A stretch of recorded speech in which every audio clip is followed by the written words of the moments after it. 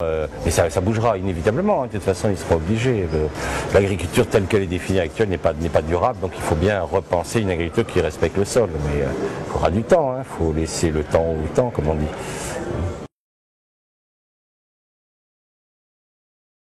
Ah oui, c'est une résistance, c'est une sauvegarde de la démocratie. Lutter contre les OGM, c'est se battre pour la démocratie. Parce que les OGM imposent aux agriculteurs des semences brevetées, etc. C'est la perte de leur liberté. Enfin, la semence, c'est quand même la base de la vie. Si les agriculteurs ne peuvent pas être propriétaires de la semence, ça va très très mal se finir. Donc il faut être résistant. C'est pas du terrorisme, c'est de la résistance. C'est très différent. Donc c'est un acte politique fort.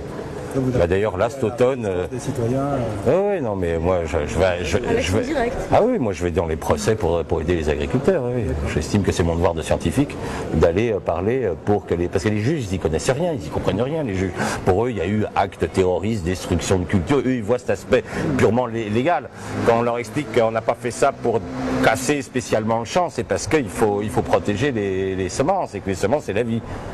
Donc c'est exactement comme pendant la guerre, il y avait des résistants qui voulaient garder la liberté de la France. Bon, c'est pareil, c'est un problème de garder sa liberté, ça n'a rien à voir avec du terrorisme, c'est se battre pour la liberté. Alors vous avez voilà, le gros syndicat, il est complètement vendu à l'agro-industrie, donc il ne bouge pas, mais la Confédération paysanne, elle, se bat contre les OGM. Donc il y a quand même un syndicat qui, lui, est contre et veut que les agriculteurs gardent leur liberté de semence.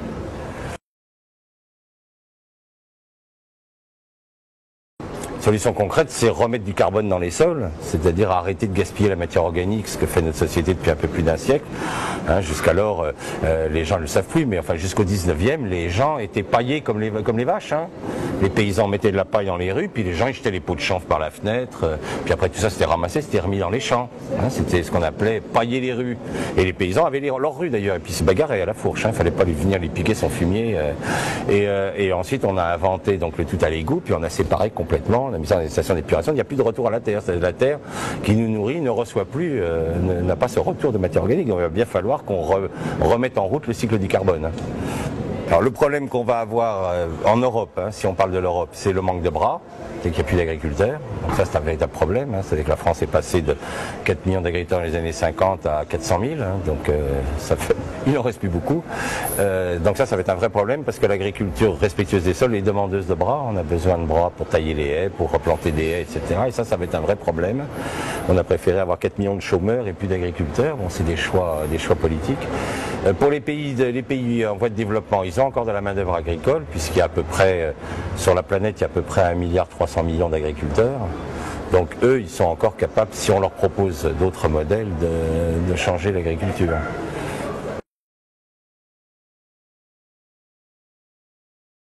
Au début du 19e, il y a eu deux grandes discussions. Il y a eu M. de Gasparin qui a proposé le mot agrologie en disant qu'il fallait apprendre à connaître les sols pour les cultiver. Et puis on a dit non, plutôt agronomie, on connaît les lois, on va les imposer au sol. Et on a opté pour le mot agronomie. Moi, je préfère le mot agrologie, qui est la connaissance du champ, plutôt que d'imposer, nomen, c'est la loi en grec, plutôt que d'imposer une loi au sol. Je préfère l'agrologie. Là, on peut dire agroécologie, enfin, là ça devient un peu plus compliqué. Je préfère agrologie, j'aime bien agrologie parce que c'est vraiment la connaissance du sol, la connaissance du champ.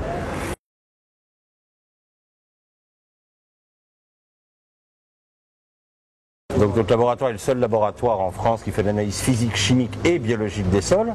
Je dis bien des sols, c'est-à-dire qu'on va sur le terrain, on fait le profil, on regarde les racines, la faune, etc. On ne fait pas d'analyse de terre envoyée par la poste.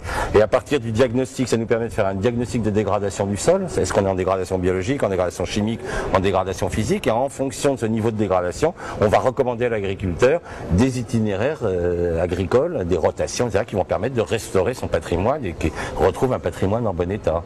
Ça peut être soit sous forme de contrat, c'est souvent on fait des contrats de 5 ans parce que le sol est un milieu qui est lent à se restaurer, donc on va souvent faire des contrats de 5 ans avec les agriculteurs. Il y a des cas où les agriculteurs veulent juste avoir une idée de l'état de leur patrimoine sol, donc ils demandent juste une analyse, c'est variable. Mais disons que maintenant on a fait quand même plus de 6000 analyses de sol physique, chimique et biologique à travers le monde, on mesure 72 facteurs sur le sol, donc on a la plus grosse base scientifique du monde qui relie l'étude physique, chimique et biologique des sols. Et on observe un effondrement de l'activité qui est absolument régulier depuis 20 ans. Depuis qu'on a ouvert notre laboratoire, l'activité biologique des sols ne cesse de baisser sur la planète. On ne voit pas pour le moment remonter. Ça continue à baisser. Donc on va les orienter soit des techniques de mulch, des techniques de compost, des techniques de bois raméal fragmenté ou le semi-direct sous couvert, c'est-à-dire qu'on arrête complètement le labour et on va travailler uniquement avec des plantes. C'est les plantes qui vont restructurer le sol. Mais nous, on n'est pas dans des dimensions de chapelle. Hein.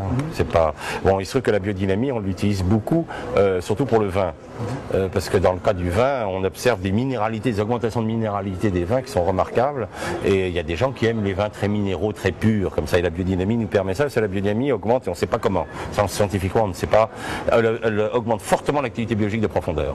Il n'y a pas de différence d'activité biologique entre un sol cultivé en biologie ou en biodynamie. Par contre, en profondeur, il y a beaucoup plus d'activité biologique. Et il se trouve qu'à la vigne, c'est la plante qui se nourrit avec le sous-sol. Hein. Le terroir, pour la vigne, il est profond. Et ça, on obtient des minéralités dans les vins qui intéressent beaucoup. Ce qui fait que nous, on travaille avec des grands domaines qui ne disent pas, hein, ils n'écrivent pas sur leur étiquette qu'ils sont en biodynamie, parce que, hélas, la biologie et la biodynamie ont une étiquette babacou, vous voyez le côté un peu 68 heures attardé. Donc, ils n'ont pas du tout envie de ça sur leurs étiquettes, mais ils sont en biodynamie, quoi. C'est ça qui est assez drôle, d'ailleurs. C'est amusant de voir que la cantine du ministère de l'Agriculture, rue de Varennes, c'est un 3 étoiles qui fait que du bio. C'est-à-dire que les gars qui sont ministères, ils sont quand même pas fous, ils bouffent bio. Hein. Et ils boivent bio, parce qu'ils savent qu'il vaut mieux.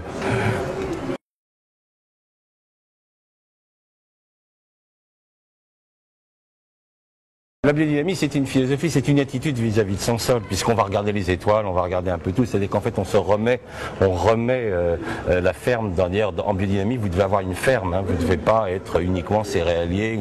Vous devez avoir un ensemble. Hein, il faut qu'il y ait des animaux, il faut qu'il y ait des lapins, il faut qu'il y ait des cochons. Dans le premier collège en biodynamie qu'on avait fait à Malval, on avait la forêt, on avait les cultures, on avait les champs, il y avait des cochons, il y avait des lapins, il y avait tout. Et les élèves, quand ils arrivaient, c'était amusant parce qu'il y avait une vigne et on donnait la vigne, c'est le chien, si vous voulez, des plantes. Hein. C'est la plante la plus domestiquée du monde. C'est la seule plante dont nous travaillons les racines, hein, pour la faire plonger. Et à chaque élève, quand il démarrait, il arrivait au collège, on lui donnait 2 rangs de vigne dont il était entièrement responsable. Et c'était extraordinaire parce que ces 2 rangs de vigne ressemblaient à l'élève. C'était fabuleux. Les élèves déprimés, la vigne était toute comme ça. Les élèves qui étaient très dynamiques, la vigne était comme ça. C'est-à-dire qu'il y avait une réaction extrêmement forte entre la plante et l'homme qui s'en occupait. Et pareil pour les animaux.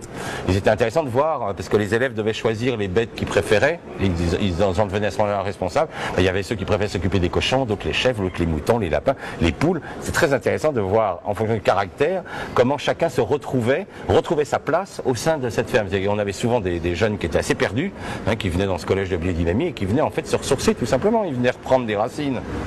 Et on en a quand même formé, ça a duré pendant à peu près 18 ans, et tous les ans il y avait 40 jeunes qui sortaient de... Et alors c'est un enseignement global, hein, on leur apprenait l'architecture, vétérinaire, il y avait des profs qui venaient de tout, hein, cours philosophiques, ils avaient même des cours en spiritualité avec Marie-Madeleine Davy, donc c'était vraiment un enseignement global pour leur montrer que tout devait compter, hein, parce qu'on ne peut pas mettre des vaches dans un bâtiment en béton armé où elles transpirent, où elles sont pas bien, elles aussi ont besoin les anciens faisaient des étapes qui respiraient bien, où les bêtes n'étaient pas en âge, parce qu'ils avaient un sens, ils savaient dans quoi devait vivre une vache, dans quoi devait vivre un cheval. De même que les hommes parlaient aux bêtes dans le niveau vibratoire. Hein. Quand vous parlez à un cheval, vous lui faites le cheval il fait hein, on parle pas aux bêtes, on parle aux bêtes dans leur mode vibratoire. Il y avait la bête domestique, elle n'était pas n'importe quoi, elle avait un nom. Hein, les bêtes étaient nommées, maintenant elles ont des numéros et elles partent à l'abattoir complètement inconnues. Enfin, c'est monstrueux ce qu'on fait aux animaux. Mais à l'époque, c'était pas du tout ça. Les bêtes étaient complètement intégrées. Hein, c'était autre chose. Mais il y avait une vraie relation avec les plantes, avec la terre, on regardait le ciel sans arrêt. Maintenant, les gars, ils sont leur tracteur à écouter France Inter et à labourer. On touche plus la terre. Vous savez, quand un gars est derrière son cheval, la terre, il la connaît par cœur. Hein. Nous, on voit les anciens, quand on est avec les anciens sur le terrain. J'ai dit, où est-ce qu'on fait le profil? Il dit, venez pas là, il y a des cailloux, parce qu'ils les connaissent par cœur, ils l'ont senti dans leurs bras, la terre. Quand vous êtes sur un tracteur de 300 chevaux qui arrache les cailloux, qui détruit tout, vous la sentez pas, la terre. C'est la machine qui sent, c'est plus vous. Donc si vous mettez une machine entre vous et la terre, vous ne pouvez plus la sentir. Et le geste de prendre la terre et de la sentir, c'est un geste, on voit quasiment plus d'agriculteurs le faire. C'était la base. Je travaille encore dans des pays où les gens ont gardé ça. Ils prennent la terre, les gens, puis vous dites, c'est le moment de semer le riz. C'est extraordinaire, vous voyez, ce geste, hein, c'est ce qu'on appelait le geste. Je prends ma terre, je la sens, ouais, tiens, là c'est le moment pour le sarrasin par contre. Tiens, là on va pouvoir mettre le sarrasin en terre. C'est un savoir complètement perdu, c'est du contact, hein, c'est une dimension sensible avec la terre. C'est rien. Aux Indes, quand on fait des profils avec les paysans indiens, on se met autour de la terre, puis on lui parle, et puis on lui dit qu'on va faire un trou dedans. Et puis on dit, voilà, va te faire un trou, parce qu'il faut qu'on regarde, mais on lui demande, hein, on lui parle, on vient pas avec un tractopelle pour faire des trous. Non, on parle à la terre.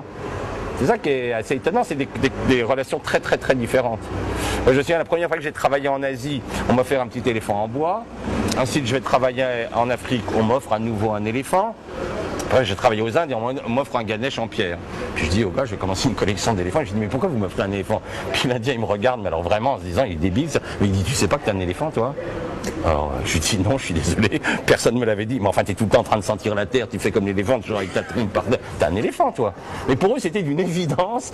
Je passais pour un couillon fini parce que dans toutes les traditions, les hommes avaient une plante et un animal. Toujours. La France, c'était le coq et le lys. L'Angleterre, la rose et le lion. L'Irlande, le chien et le trèfle. Toujours, les pays étaient connectés avec des bêtes, la dimension de l'animal et la dimension de la plante.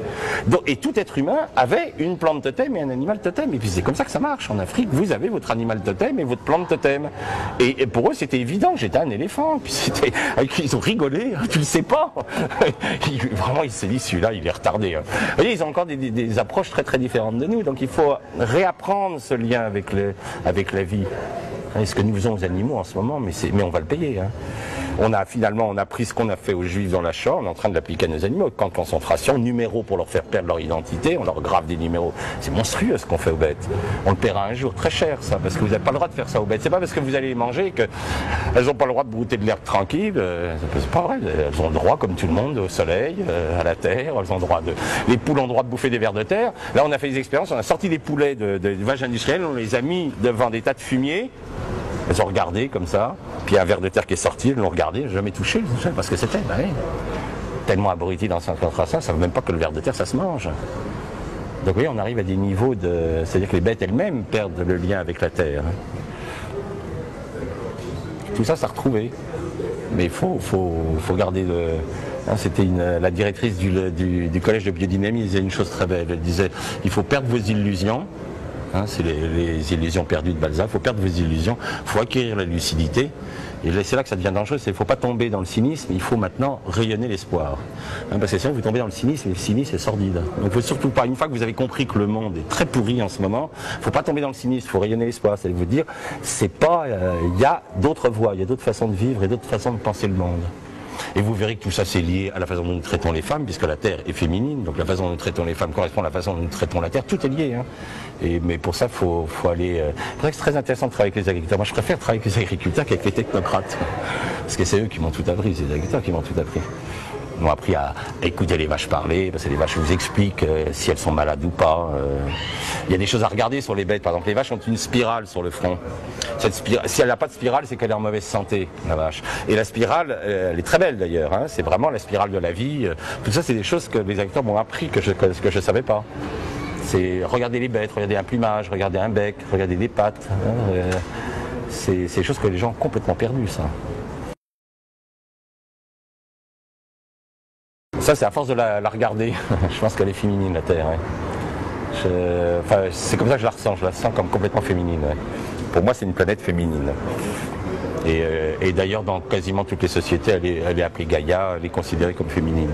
Et je pense que la maltraitance que nous faisons à la Terre correspond à la maltraitance que nous faisons aux femmes. Tout ça, c'est une espèce de vengeance contre la vie qui est en train de tourner au vinaigre. Donc il va falloir qu'on arrête de voir dans la Terre uniquement quelque chose à exploiter, comme on considère la femme uniquement pour les enfants qu'elle nous donne et non pas pour ce qu'elle est. Bon, il va falloir qu'on arrête de voir la Terre uniquement comme un truc que je dois piller, quoi.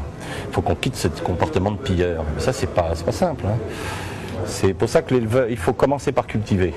C'était, je crois, le philosophe Joubert qui disait « Par le jardinage, on comprend les 1000 subtilités de l'agriculture ».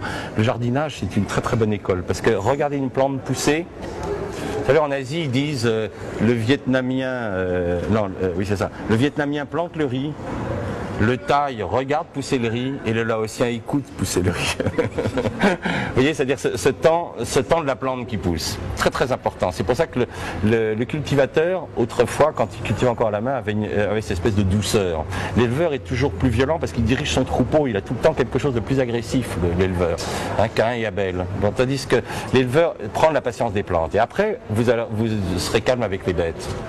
Mais là, les pauvres bêtes, on leur coupe les cornes, enfin on les massacre. Donc elles sont nerveuses, elles sont méchantes, on coupe les cornes parce qu'on ne veut pas d'accident. Puis c'est tout. C'est que les gars, maintenant, ils rentrent la trouille au ventre dans leur élevage, ce qui est complètement anormal.